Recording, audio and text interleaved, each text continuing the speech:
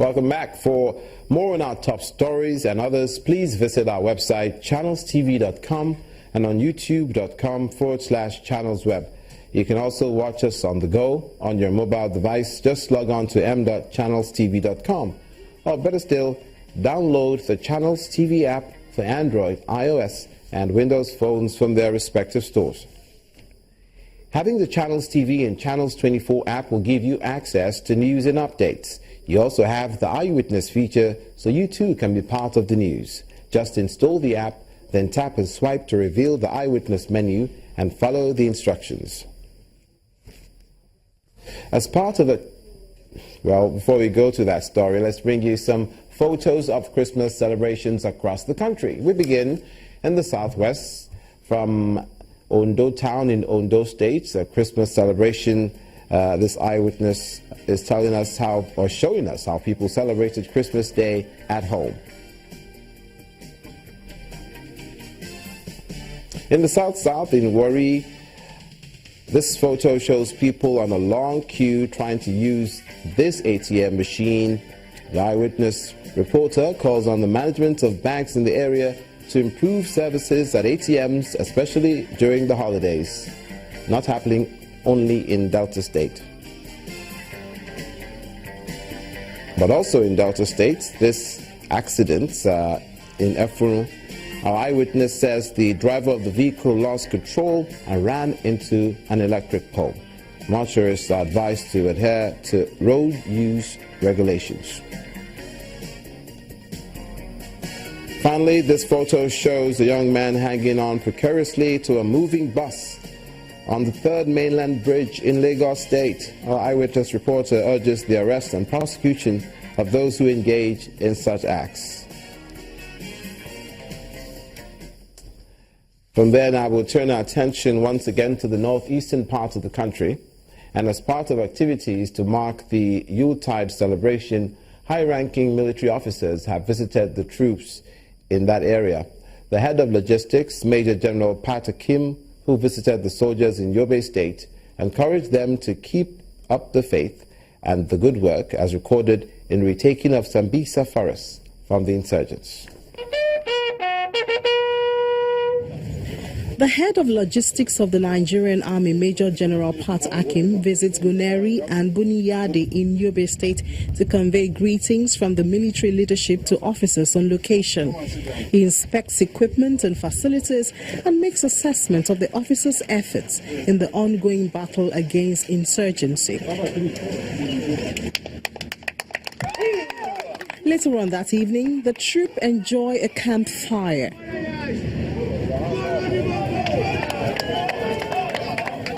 The commandant of the 27th Task Force, Brigadier General Emmanuel Ikwesi, explains the importance of the social gathering. This definitely will boost the morale of our troops, especially as we make endeavor work in the ongoing operation to finally put the insurgency in Northeast to rest. The evening ends with a rare opportunity for the officers to show off their dancing skills.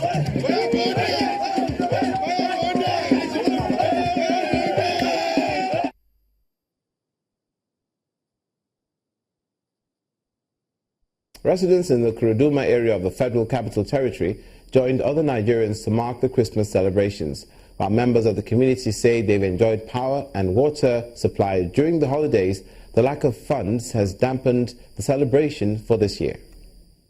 This is Kurduma, and the people are in Christmas mood. Children, fascinated by our camera crew, did their best to send a Christmas shout-out.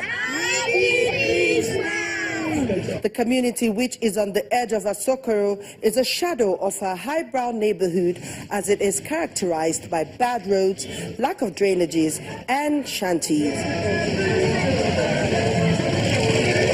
Surprisingly, the community has basic amenities such as light and water. This place, let us say there is light, but not always, and there is water.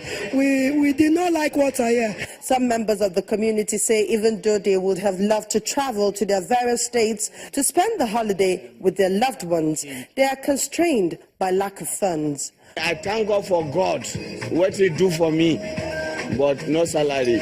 Apart from that, we thank God. I would have traveled, but there's no, there's no means, no enough means. Yes, that is it. Even though now if I can have money, I'll go to my village, but it's lack of money, it's lack of capital. Capital is not existing in Nigeria right now. This food vendor says this has been the worst Christmas celebration for her. Besides expensive foodstuff, patronage has been very low. Everybody come, no money. This cost, madam. This one would buy 1,250. Now 3,000. This cost rice 1 module 700 naira.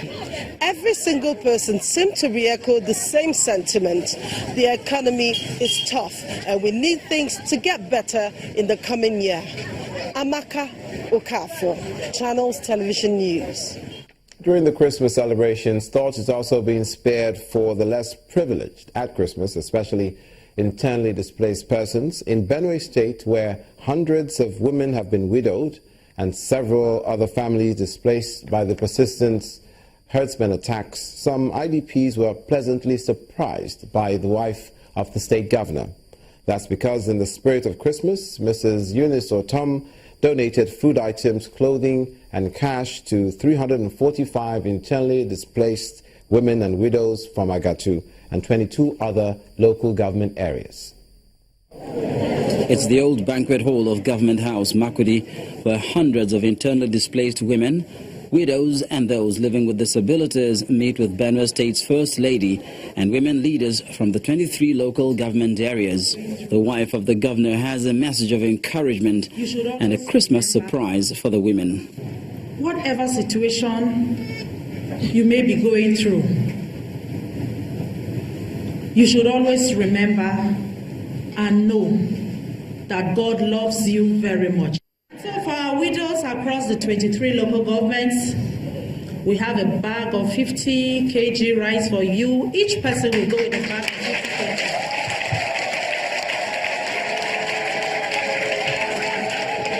We expect that will take you for Christmas and New Year, have you?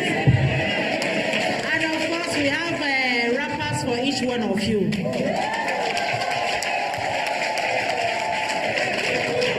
And then a sum of 10,000 naira for each one of you.